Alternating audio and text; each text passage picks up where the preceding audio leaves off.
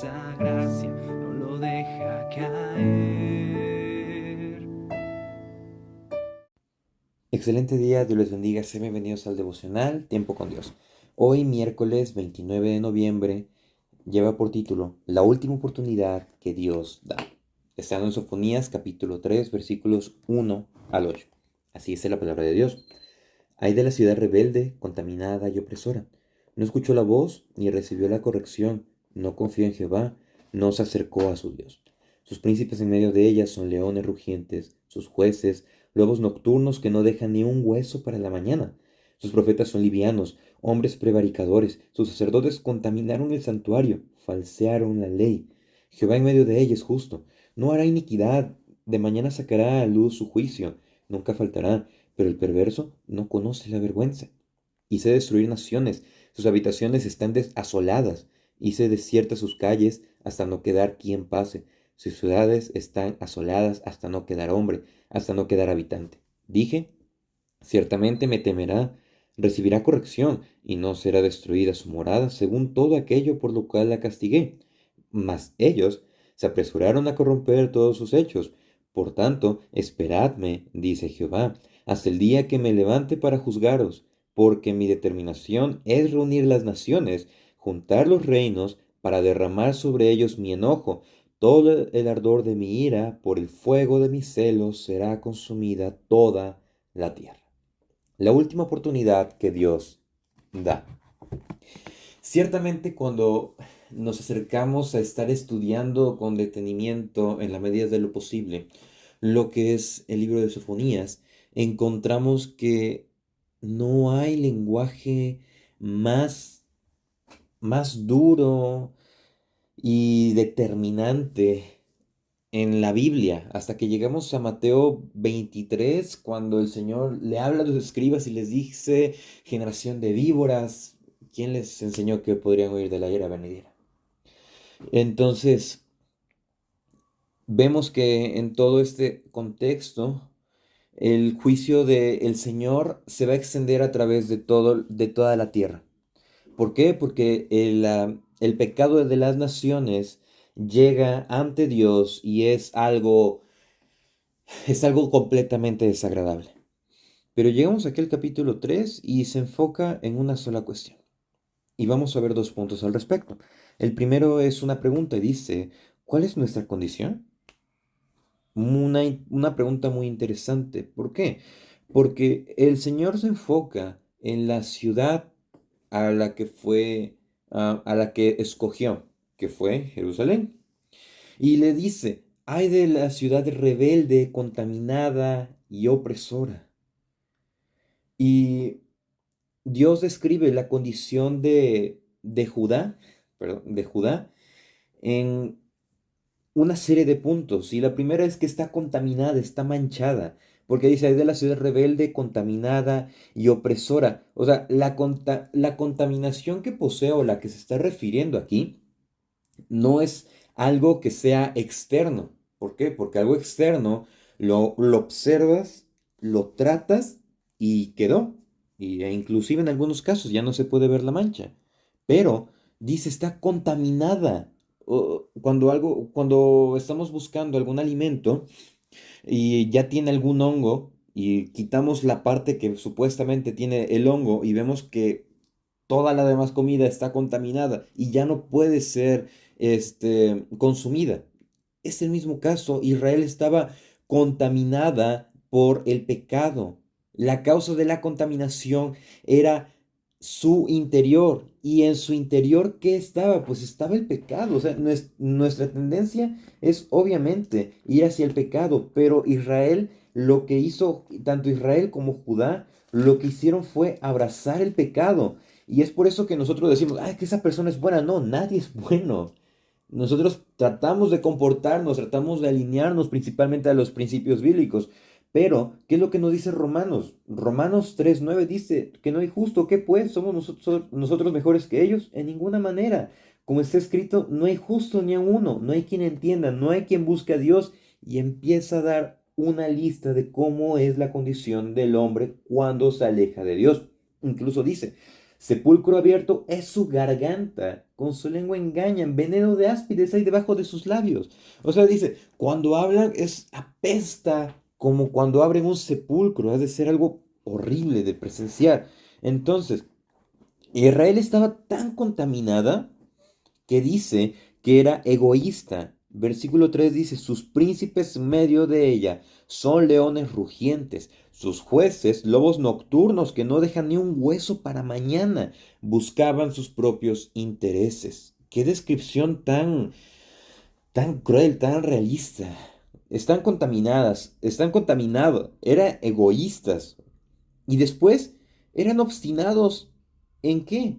En persistir en el mal. Versículo 2 no escuchó la voz ni recibió la corrección. O sea, es como cuando les dice en Malaquías 2, el Señor les está hablando, yo os he amado, dice Jehová. O sea, el Señor les está diciendo, yo los amo a ustedes, Israel, Judá, yo los amo. Pero ¿cuál fue la respuesta de ellos? ¿En qué nos amaste? O sea, el pueblo estaba tan obstinado que hasta osaban responder de esa manera. Y también cuando el profeta Jeremías le está diciendo arrepiéntanse.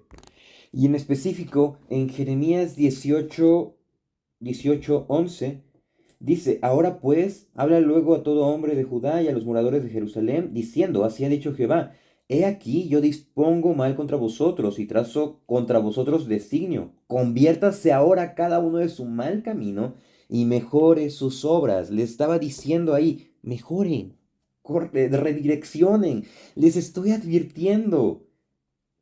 Pero el versículo 12 es tan sorprendente que no sé cómo describirlo, dice, y dijeron, es en vano, porque en pos de nuestros ídolos iremos y haremos cada uno el pensamiento de nuestro malvado corazón. Ellos estaban obstinados, ellos ya no estaban escuchando razón, ellos ya no estaban pensando, estaban en una condición de estupor, estaban velado todo ese entendimiento por el pecado que estaba morando en ellos. ¿Por qué? Porque ya estaban contaminados, se estaban pudriendo por dentro. Y esa es la condición en la que estaban. Después, no confiaban en Dios, porque el versículo 2 dice, no confió en Jehová, no se acercó a Dios. Estaban tratando de hacerlo todo a su modo. Cuando el rey Sedequías fue advertido de que se humillase ante el rey de Babilonia, ante Nabucodonosor, y se le iba a ser perdonada la vida y no iba a haber problema para Judá, ¿qué fue lo que hizo? Su malvado corazón se obstinó, la ciudad fue conquistada. ¿Y qué pasó? Él huyó con algunos de sus soldados, con su familia, con sus hijos. Nabucodonosor, con su séquito, lo alcanza. ¿Y cuál fue su destino? Se cumplió lo que el profeta le había dicho. Vio cómo mataron a sus hijos, le sacaron los ojos y haciendo rey de Judá, rey de un lugar muy conocido, entró en vergüenza como un prisionero de guerra. Y todo el pueblo de Babilonia lo, pues lo vio, pasó la vergüenza. ¿Y qué? Sin ojos. O sea, ¿cómo nosotros cuando vemos, el Señor también nos dice, todo esto, lo que fue escrito, para su enseñanza para su enseñanza está. Y si el Señor nos deja este diagnóstico de alguien, de un pueblo tan terco en no querer obedecer y en no querer redireccionar, nosotros, ¿qué nos espera a nosotros? O sea, nosotros tenemos la misericordia del Señor, pero un momento todo eso va a terminar. Pero el problema más importante ya es en el versículo 4. Perdieron la sana doctrina, perdieron la palabra. Sus profetas son livianos, hombres prevaricadores. Sus sacerdotes contaminaron el santuario y falsearon la ley. Todos esos problemas de que estaban contaminados, de que no escucharon al Señor, que estaban obstinados, que eran egoístas, que no confiaban en el Señor, se debió a que falsearon la ley. Y podemos preguntarnos, ok, esto era Israel, esto fue el Antiguo Testamento. Nosotros tenemos la gracia, sí tenemos la gracia, pero la gracia no es una licencia para pecar. ¿Cuál es nuestra condición? ¿Cómo estamos actuando? No descuidemos nuestra lectura de la palabra, no descuidemos la oración, no descuidemos escuchar la sana doctrina. ¿Por qué? Porque si no, el Señor nos va a advertir y llegará un momento en el que nosotros quizá ya no escuchemos razón y tengamos el mismo destino que tuvo Israel y tiempo posterior Judá. Como segundo punto es, del Señor es la corrección. El Señor en su grande misericordia va a salvar a los que Él designe. Así es, así dice la Biblia. No es cuestiones doctrinales, lo dice la Biblia. Pero en ese momento, el Señor decide cómo, o el Señor usa las circunstancias. ¿Para qué? Para llamarnos. No obstante, cuando nosotros estemos, que el Señor nos libre de eso, pero si estamos confiados en nuestro camino pecaminoso, el Señor lo va a sacar toda la luz. Versículo 5: Jehová en medio de ella es justo, no hará iniquidad, de mañana sacará a luz su juicio, nunca faltará.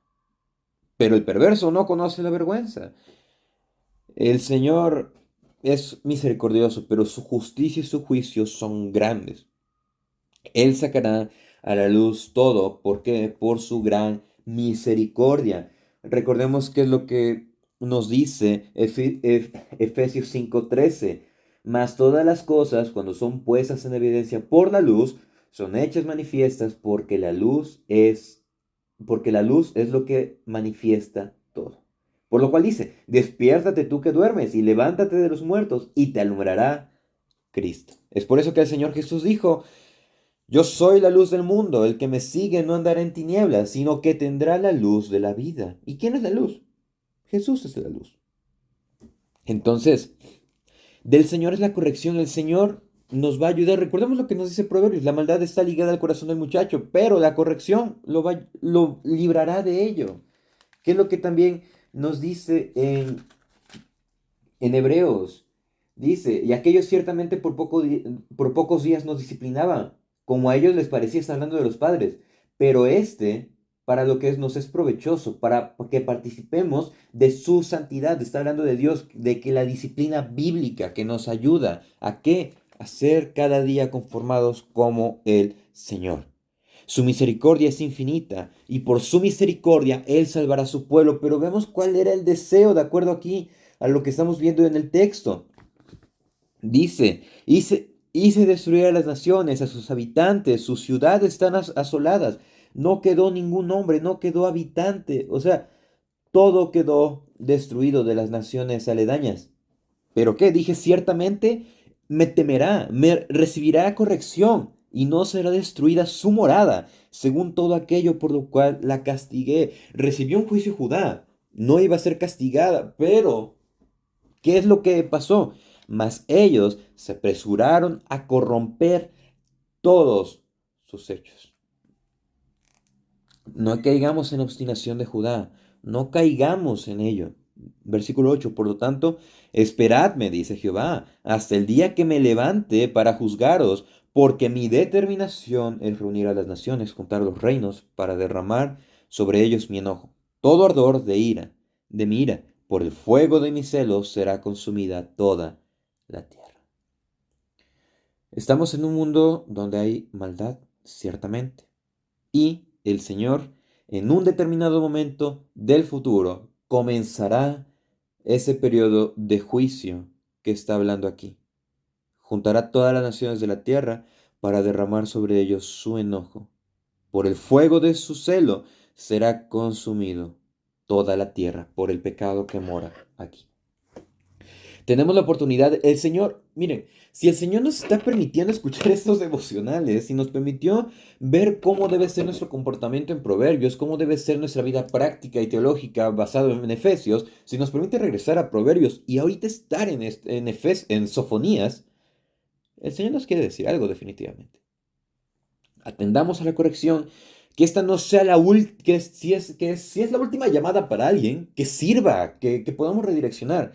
Pero si es una pequeña llamada de atención a través de estos devocionales de sofonías, que se va para redireccionar y corregir, y que el Señor en su grande misericordia nos ayuda a persistir en su verdad perfecta. ¿Por qué? Porque dice, yo soy el camino, la verdad y la vida. Nadie viene al Padre si no es a través de mí. Que Dios les bendiga. Naciones de la tierra